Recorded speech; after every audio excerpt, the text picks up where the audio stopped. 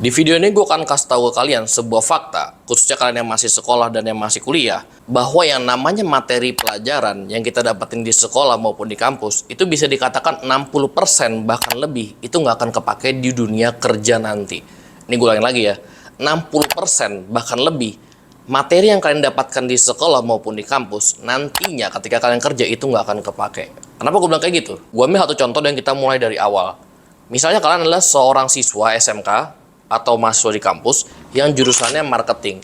Pertanyaan gue cuma satu, selama kalian sekolah di SMK maupun kuliah di kampus dengan jurusan marketing tadi, apa aja yang diajarin ke kalian? Diajarin nggak tentang yang namanya strategi marketing di media sosial? Ini bukan cuma sekedar ini ya, kalau kita ngomongin marketing mungkin mikirnya cuman, oh diajarin cara bikin poster yang sinematik seperti apa, cara nyebarinnya seperti apa. Bukan gitu, tapi ke depan kita tuh mesti tahu strategi marketing di media sosial seperti apa. TikTok Ads, Facebook Ads, apakah diajarkan di sekolah kalian? Apakah diajarkan di kampus kalian? Gue rasa banyak yang enggak gitu. Karena gue pribadi pernah cari ya. Gue cari beberapa sekolah, gue cari beberapa kampus, itu banyak banget sekolah dan kampus yang memang nggak sama sekali mengajarkan tentang strategi marketing dari TikTok Ads, dari Facebook Ads. Itu baru satu. Bagaimana dengan cara kita live di TikTok? Bahkan banyak banget ya produk-produk yang laris ketika memang dipamerkan atau dipromosikan lewat live TikTok. Pertanyaan, diajarin nggak kita tentang live TikTok itu seperti apa? Apa yang kita omongin ketika kita live TikTok? Strategi seperti apa? Gue rasa enggak juga gitu. Nah sekarang kalian bayangkan, kalian seorang siswa marketing, mahasiswa marketing, kalian mesti mendongkrak bagaimana popularitas sebuah produk, sebuah jasa itu bisa dikenalkan oleh banyak orang, sehingga banyak yang tertarik, banyak yang mau membeli produk itu, banyak yang mau untuk memakai jasa itu. Kalau kalian pun diajarkan, sekarang itu seperti apa? Metode marketingnya, strategi marketingnya, dan seterusnya. Nah sebenarnya di sini ada gap ya kalau kalian mau tahu, bahwa gapnya itu adalah guru dan dosen itu kebanyakan 100% atau bahkan ya aku kurang dikit lah, misalkan 80%, guru dan dosen biasanya kalau ngajarin materi itu berpatokan sama buku. Sedangkan kalian bayangin ya, buku diterbitkan contoh tahun 2020, tapi itu terus dipakai di 2021, 2022, 2023, 2024, bahkan mungkin nanti sampai 2025 dipakai terus, kita nggak tahu gitu ya. Padahal itu terbitan 2020, di mana zaman itu sangat dipengaruhi oleh yang namanya perkembangan teknologi. Teknologi ini kita tahu berkembang secara masif dan cepat, bahkan kemarin waktu COVID sampai udah mulai post-COVID saat ini gitu ya, itu sangat berkembang banget, sangat mengubah dunia kerja itu seperti apa. Nah kita masih mau ngikutin buku yang memang udah itu pakai zaman old, itu pakai zaman dulu. Bukan berarti gue bilang buku itu nggak penting gitu ya, tapi kita masih melihat apakah buku yang kita pelajari, apakah buku yang kita cari tahu ilmu di dalamnya itu sesuai nggak dengan realita di dunia kerja. Ya kalau nggak sesuai, ngapain kita ikutin gitu. Jadi kita masih melatih cara berpikir kritis kita. Kita mencocokkan gitu ya, di sekolah seperti apa, di kampus seperti apa, dengan di dunia kerja seperti apa. Tujuannya tadi supaya ilmu yang kita pelajari di sekolah maupun di kampus itu kepake di dunia kerja.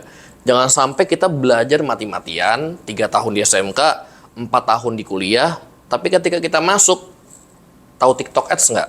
Tahu Facebook Ads nggak? Tahu-taunya nggak. Tahu caranya live di TikTok nggak? Ngomongnya apa aja nggak? Nggak ngerti. Karena kenapa? Tadi kita nggak diajarin. Itu satu contoh. Misalkan contoh yang kedua, gue ambil misalkan kalian siswa SMK atau mahasiswa kampus yang jurusannya adalah accounting. Salah satu job desk ketika kalian kuliah atau sekolah di SMK yang jurusannya accounting, itu kan biasanya kerjanya adalah bagaimana kita mempelajari tentang pembukuan. Itu udah sering lah pasti ya.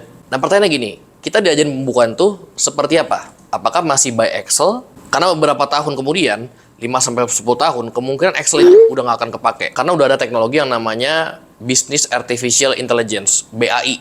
Nah, mungkin kalian tanya, apaan tuh bang, BAI? Ya makanya cari tahu gitu ya. Jadi itu intinya, BAI adalah sebuah mesin yang bisa membantu kita untuk melakukan pembukuan secara cepat dan akurat. Ya akuratnya mungkin nggak sampai 100%, tapi at least di atas 90%. Meanwhile, kalau kita ngerjain, kita yang accounting nih, kita ngerjain pembukuan itu mungkin bisa berapa lama? 7 hari 7 malam. Itu pun kadang-kadang masih ada salah input, data error, koreksi, evaluasi, kelebihan angka, ada beberapa komponen yang nggak cocok, dan seterusnya. Itu macam-macam lah jadinya. 3-5 menit bandingkan dengan 7 hari 7 malam. Keakuratannya 90% lebih bandingkan dengan yang, ya manusia gimana sih, kadang-kadang kan kalau udah nggak fokus bisa salah gitu ya. BTW ini gue appreciate banget salah satu kampus yang udah ngajarin AI ke mahasiswa-mahasiswanya, yaitu kampus BINUS. Ya gue udah lihat dari sini. Nah kalian lihat di sini bahwa yang namanya mahasiswa di BINUS itu udah diajarin tentang AI ya, khususnya di bidang accounting, dan mungkin nanti juga akan menjalar ke bidang-bidang yang lain. Tapi ini disclaimer on, gue nggak di endorse gitu ya, gue juga nggak mempromosikan kampus BINUS, tapi ini tentang kampus yang memang udah menerapkan AI gitu ya di kampusnya dan diajarkan ke mahasiswa-mahasiswanya. Karena ketika gue coba cari di SMK-SMK yang ada itu ya, ke kampus-kampus yang ada, itu ternyata masih sangat sedikit yang gue temuin sekolah-sekolah atau kampus-kampus yang memang sudah mulai memperkenalkan AI ke siswa-siswanya atau mahasiswa-mahasiswanya. Padahal itu yang sangat dibutuhkan ke depan. Nah, dari sini kalian bisa tahu dan kalian bisa menangkap bahwa ya memang ya namanya ilmu pengetahuan yang kita dapat di sekolah maupun di kampus, 60% bahkan lebih itu nggak akan kepake di dunia kerja. Nah, mungkin kalian mulai tanya kayak gini, Bang, berarti kita mesti gimana? Solusinya gimana? Apa kita mesti nyalahin guru atau dosen yang ngajarin kita? Bukan begitu ya. It's not the right way. Ini gue kasih tahu ya. Ada 3 hal yang bisa kalian lakuin. Yang pertama adalah networking. Networking ini gue udah pernah bilang ke kalian lah, udah banyak banget dan udah sering banget di video-video gue. Kalian bisa cek aja ya, di short juga ada ya.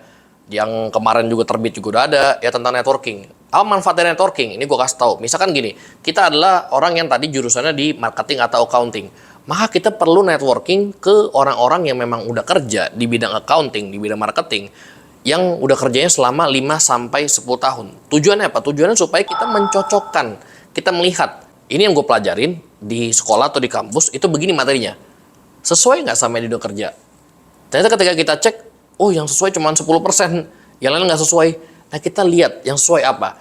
Ketika kita udah tahu yang sesuai apa, yang seharusnya apa yang kita pelajari, yang kita tekunin di sekolah pun di kampus, dari dunia kerja tadi, nah kita mulai ambil itu, kita pelajari secara mandiri. Kita sambil belajar juga dari mentor kita tadi, yang udah kita networking tadi. Jadi caranya adalah seperti itu. Maka gue bilang sekali lagi, networkinglah sebanyak-banyaknya, seluas-luasnya. Karena itu akan sangat membantu banget. Gue nggak mungkin lah bisa punya pengetahuan yang sebanyak ini, seluas ini gitu ya, tentang berbagai bidang, kalau nggak ada networking. Ini gue jujur aja kalian, gue bisa punya pengetahuan seperti ini tuh bukan cuma karena gue sekedar baca-baca gitu ya, tapi gue juga bisa bilang bahwa ini karena gue networking dari berbagai macam orang, dari berbagai bidang gitu, yang memang juga pekerjaannya udah 5-10 tahun. Itu yang pertama. Yang kedua, latihan soft skill untuk diri kalian. Soft skill itu apa?